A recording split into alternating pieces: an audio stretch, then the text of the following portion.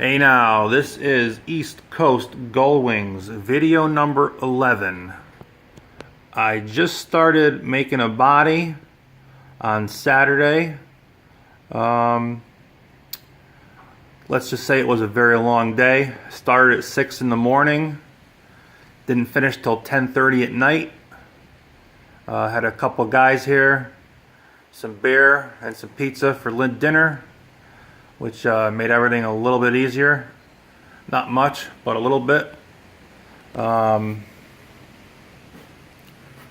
did have a problem with a gel coat gun that I had just purchased. I can take a look at this real quick. I had just purchased,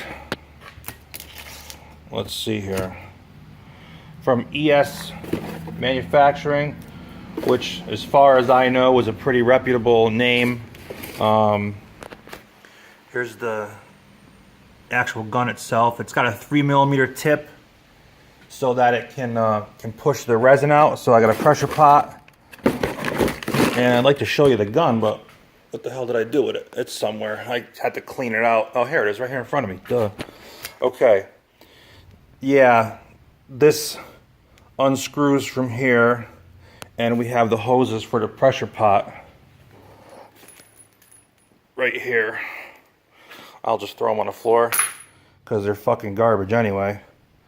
Okay, problem I had is that I've never sprayed with this gun before, so I'm under the influence that, you know, it's brand new out of the box. It should work. You know, you got air going in on this tube. This is air going out to the gun, and back here, this is where the gel coat comes out to the gun and kind of ends up in this spot where that would be. So you're basically pressurizing the pot, pushing the gel coat to the gun instead of the gun sucking it up. So much more efficient. With the big tip, it should get, you know, you should be pushing a decent amount of gel coat. So anyway, long story short, mix up 2 quarts of gel coat. It's also called a hot pot system, meaning you catalyze the gel coat. You got about 20 minutes to fucking finish it, and you better be done and clean up the gun. So I put everything together, put the hoses in, pressurize the pot. Nothing's coming out. So had to go to Old Faithful. Let's see here. Where's Old Faithful? There she is. The old cup gun. You know, the only problem with these cup guns is you can't spray upside down, meaning under this lip, you're kind of screwed. You're not screwed, but you can spray anything horizontally and flattens down. You cannot spray up. Just if you've ever used one of these guns, you know what I'm talking about. So anyway, I ended up having to spray with the cup gun, the resin gun, and anything that I couldn't reach, I had to brush on the gel coat. I did two layers of gel coat, probably about 20-25 mils. And after that catastrophe, it was probably about 1:30 until the gel coat tacked enough so that I could start laying down the fiberglass. First layer was 3/4 ounce matte, and I am using vinyl ester resin, which is I think the highest. Well, you'd have to look it up, the technical data on it. It's got properties of epoxy. It's made from some kind of osmosis. Who the hell knows? But it's like the best resin you can get. On the body, because I needed on the mold rather, I needed so much resin that I just used the highest grade laminating resin. So anyway, I am on my second coat of fiberglass. I ended up finishing at 10:30 at night on that Saturday that we started at 6 in the morning. So like I said, it was a very long day. So I'm like 3/4 of the way done with the second coat, which is 1.5 ounce matte. I'm thinking that the next coat is probably going to do a 3 ounce matte. I don't really want to get any thicker than that, and if I might reinforce some extra places, like the door sill place, you know, where you put your ass down, and you know, the fenders, and just some spots where if you were going to lean up on, they would you know, be a little more sturdy. And I think also the next time I do this, I use my finger here as a pointer. This is probably like the halfway point of the car. You know, you got your back half over here and your front half there. I think to make it a better day, the next body, I'm just going to put a tape line here and cover all that with plastic. And I will do the gel coat on the back half of the car, let it tack, and then I will you know, start laying up the body. So this way it's a little better of a day.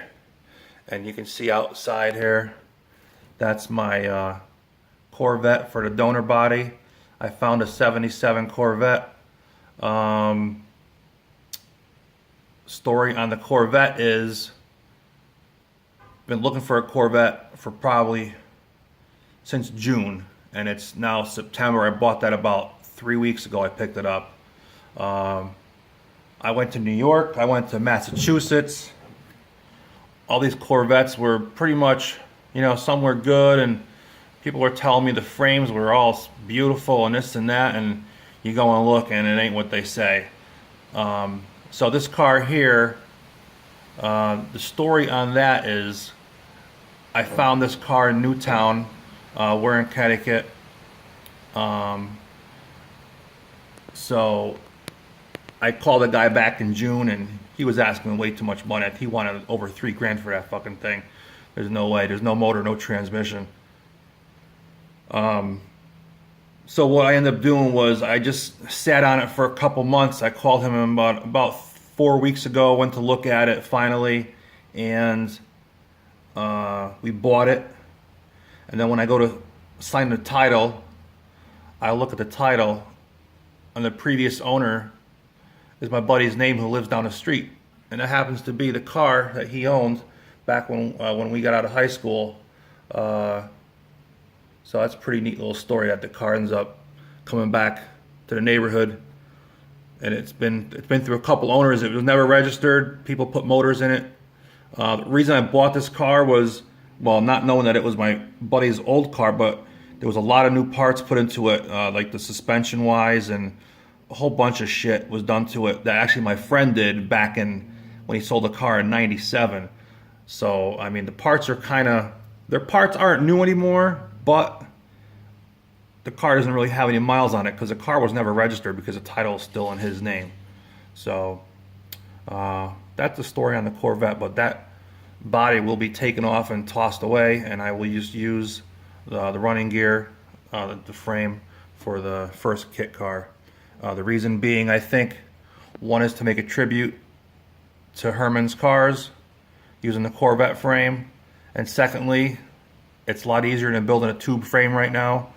And the third reason is because if I don't keep the car or if I sell it, it will be real easy for someone to register it, because it will be registered as a Corvette, seeing that I have a title for the Corvette, I have the VIN tags for the Corvette, so it'll just be a rebodied Corvette. So it makes the situation easier for me and the person buying the car.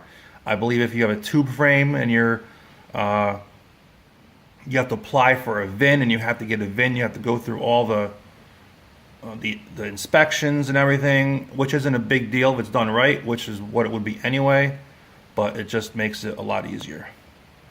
I did finish the trunk since the last time we were here. The mold is complete, the trunk panel is complete, and I think that's pretty much all I have to say. There's the truck that I had to fix and put back on the road, and this is the Vette. Nothing special to look at. Actually, pretty fucking roached out. This thing's been through a lot, but all the suspension underneath, bearings, everything underneath is new. All the bushings, the leaf spring. So that's that. All right, people.